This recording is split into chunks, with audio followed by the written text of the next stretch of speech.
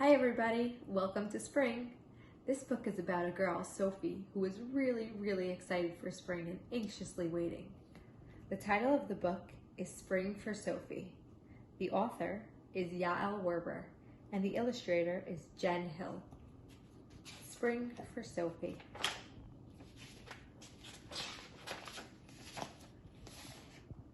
When will spring be here? Sophie asked her mom.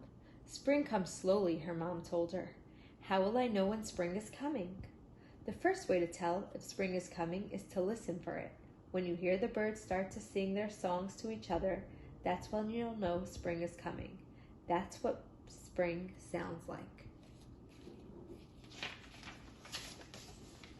So Sophie listened.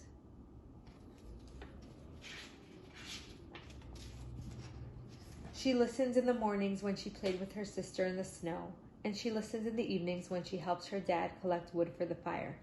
At first, she couldn't hear anything except for how quiet the world was when it was covered in snow. But one day, as she walked with her mom to get the mail, she heard the first chirps. Every day she heard more and more. First the chickadees, and the mourning doves, and the robins. Soon she could hear all kinds of birds calling to each other, announcing that spring was coming. But outside it was still snowy and cold.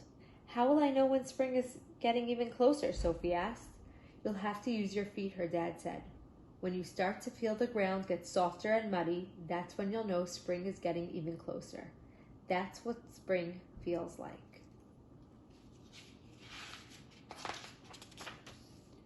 So Sophie paid extra attention to her feet.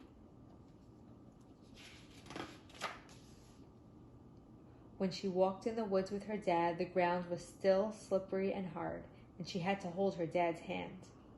When she walked shadow with her mom, everything still felt icy. But then one day, the ground felt softer than before, and the snow was slushier, and pretty soon her boots started sinking into the ground instead of slipping on top of it.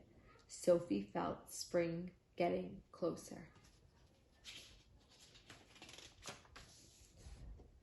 But it's still not spring, Sophie said, and she sighed when she had to put on her hat and gloves to go outside. How will I know when spring is really here? Well, Sophie, you'll have to use your eyes and nose to tell if spring is here, her mom said. You'll have to watch and wait until you see the snow start to melt, and you'll have to wait until the air begins to smell like earth and rain. That's when you'll know spring is here. That's what spring looks and smells like. So Sophie watched.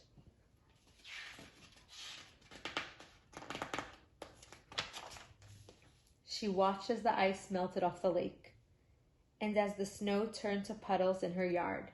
She watched as flowers pushed up from under the ground and showed their stems.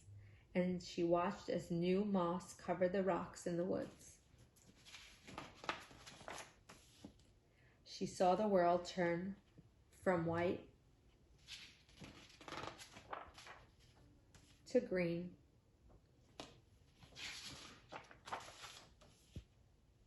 and then one day, after the snow had melted, Sophie smelled the air. She quickly put on her rain boots and raincoats and ran outside.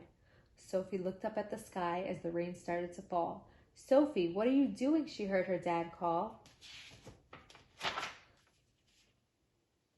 Sophie stuck out her tongue to catch the raindrops. Now I know spring is here, she called, because this is what spring tastes like.